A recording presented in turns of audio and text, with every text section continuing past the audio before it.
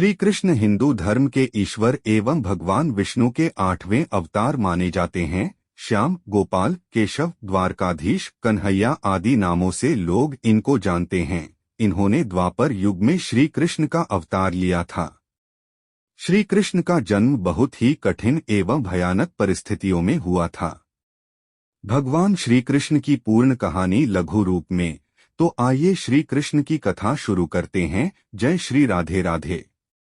एक बार मथुरा का राजा कंस, जो देवकी का भाई था, वह अपनी बहन देवकी को ससुराल छोड़ने जा रहा था। तभी रास्ते में अचानक एक आकाशवाणी हुई थी। उस आकाशवाणी में बताया गया कि तुम्हारी बहन अर्थात देवकी, जिसको तुम खुशी खुशी उसको ससुराल लेकर जा रहा है, उसी के गर्भ से उत्पन्न 8वां पुत्र तेरा वध करेगा।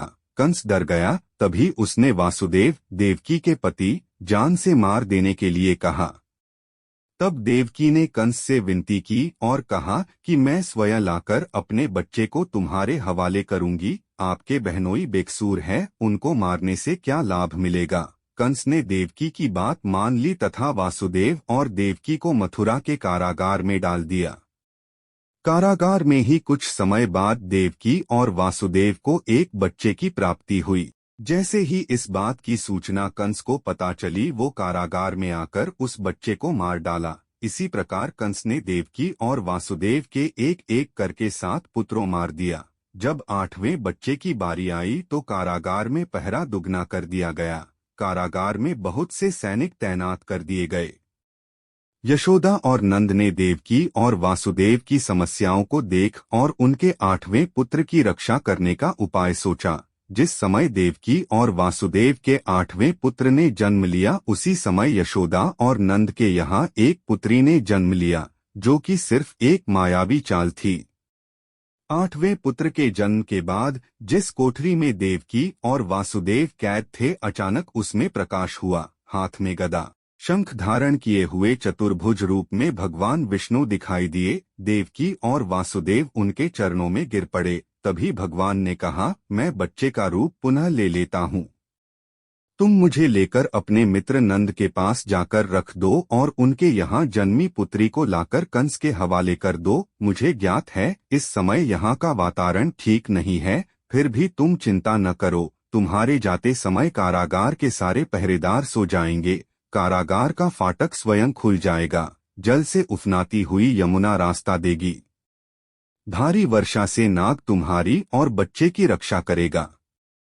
वासुदेव जी शिशु श्री कृष्ण को सूप में रखकर निकल पड़े। उफनाती यमुना को पार करते हुए वे वृंदावन में नंद के घर जा पहुँचे। बच्चे को सुलाकर वे उनकी पुत्री को लेकर वापस आ गए। वापस पहुँचने के बाद फाटक स्वतः बंद हो गया। जैसे ही कंस को ये खबर मिली कि देवकी ने बच्चे को जन्म दिया है, वो तुरंत कारागार में आ गया। कंस ने जैसे ही उसको छीनकर पटक कर मारने की कोशिश की, वो बच्ची तुरंत हवा के उड़ गई और बोली, हे दुष्ट प्राणी, मुझे मारने से तुझको क्या मिलेगा। तेरा वध करने वाला वृंदावन जा पहुंचा है। इतना बोलकर वो गायब हो गई। कंस ने श्री कृष्ण का वध करने के लिए मायावी असुरों को भेजा। कंस बहुत भयभीत हुआ, क्योंकि उसका काल जन्म लेकर उसके चंगुल से बच गया था। अब कंस श्री कृष्ण को मारने के लिए परेशान रहने लगा।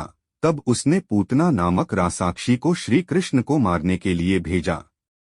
पूतना ने एक सुंदर स्त्री का रूप धारण किया और श्री कृष्ण को अपने जहरीले स्तन से दूध पिलाने के लिए वृंदावन गई। श्री कृष्ण ने दूध पीते समय पूतना के स्तन को काट लिया। काटते ही पूतना अपने असली रूप में आ गई और उसकी मृत्यु हो गई। जब इस बात की सूचना कंस को मिली तो वो उदास एवं चिंतित हो गया।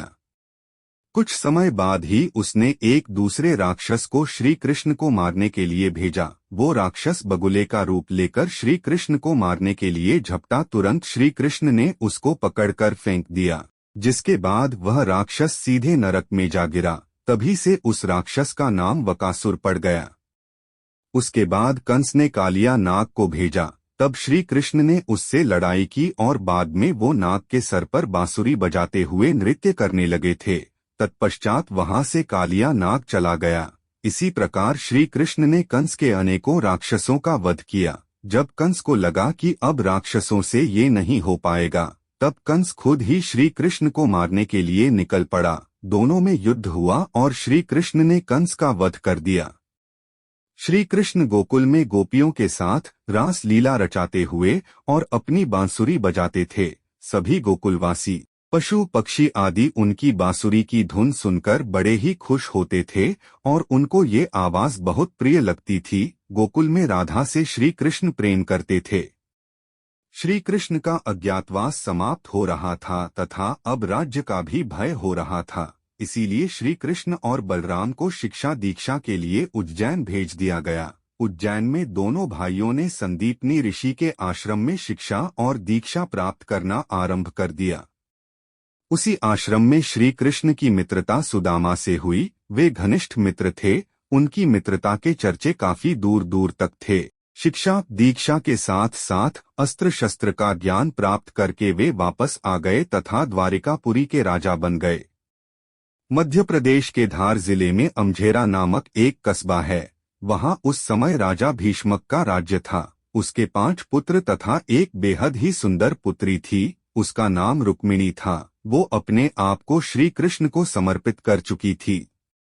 जब उसको उसकी सखियों द्वारा यह पता चला कि उसका विवाह तय कर दिया गया है, तब रुक्मिणी ने एक वृद्ध ब्राह्मण के हाथों श्री कृष्ण को संदेश भेजवा दिया। जैसे ही यह संदेश श्री कृष्ण को प्राप्त हुआ, वे वहां से तुरंत निकल पड़े। श्री कृष्ण ने आकर रुक्मिणी का अपहरण कर लिया और द्वारिकापुरी ले लाए।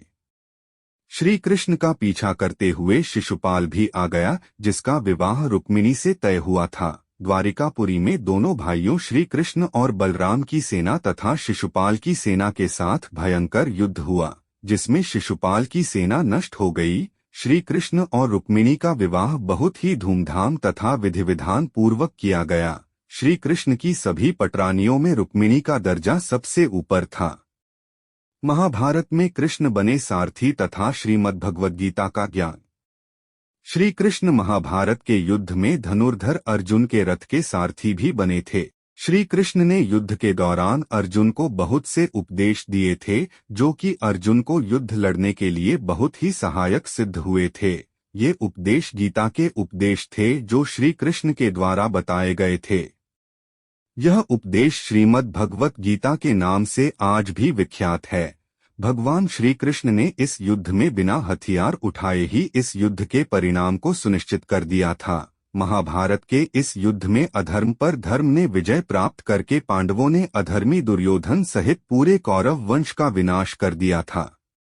दुर्योधन की माता गांधारी अपने पुत्रों की मृत्यु एवं कौरव वंश के विनाश का कारण भगवान श्री कृष्ण को मानती थी। इसीलिए इस युद्ध की समाप्ति के बाद जब भगवान श्री कृष्ण गांधारी को सांत्वना देने के लिए गए थे, तभी अपने पुत्रों के शोक में व्याकुल गांधारी ने क्रोधित होकर श्री कृष्ण को यह श्राप दे दिया कि जिस तरह मेरे कौरव वंश का विनाश आपस में युद्ध करके हुआ है, उसी तरह तुम्हारे भी यदुवंश का विनाश हो जाएगा। इसके बाद श्री कृष्ण द्वारिका नगरी चले आए।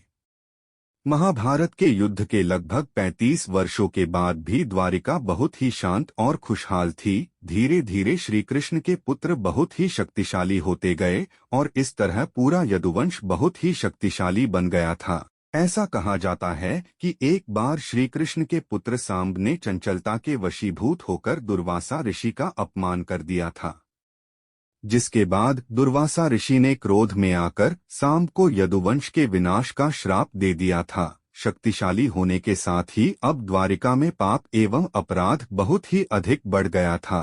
अपनी खुशहाल द्वारिका में ऐसे माहौल को देखकर श्री कृष्ण बहुत ही दुखी थे। उन्होंने अपनी प्रजा से प्रभास नदी के तट पर जाकर अपने पापों से मुक्ति का सुझाव दिया, जिसके बाद सभी लोग प्रभास नदी के किनारे पर गए, लेकिन दुर्वासा ऋषि के श्राप के कारण वहां पर सभी लोग मदिरा के नशे में डूब गए और एक दूसरे से बहस करने लगे। उनके इस बहस ने गृहयुद्ध का रूप ले लिया, जिसने पूरे यदुवंश का नाश कर दिया। भागवत पुराण के अनुसार ऐसा माना जाता है कि श्री कृष्ण अपने वंश की विनाश लीला को देखकर बहुत व्यथित थे। अपनी इसी व्यथा के कारण ही वे वन में रहने लगे थे। एक दिन जब वे वन में एक पीपल के पेड़ के नीचे योग निद्रा में विश्राम कर रहे थे, तभी जरा नामक एक शिकारी ने इनके पैर को हिरण समझकर उस पर विषयुक्त बाण से प्रहार कर दिया था। जरा द्वारा चलाया गया यह बाण श्रीकृष्ण के पैर के तलुवे को भेद दिया था। विषयुक्त बाण के इसी भेदन को बहाना बनाकर श्रीकृष्ण ने अपने देह रूप को त्याग दिया और नारायण रूप में बैकुंठ धाम में विराजमान हो गए। देह रूप को त्यागने के साथ ही श्रीकृष्ण के द्वारा बसाई हुई द्वारिका नगरी भी समुद्र में समा गई थी और इस तरह से श्रीकृष्ण के संपूर्ण वंश का अंत हो गया।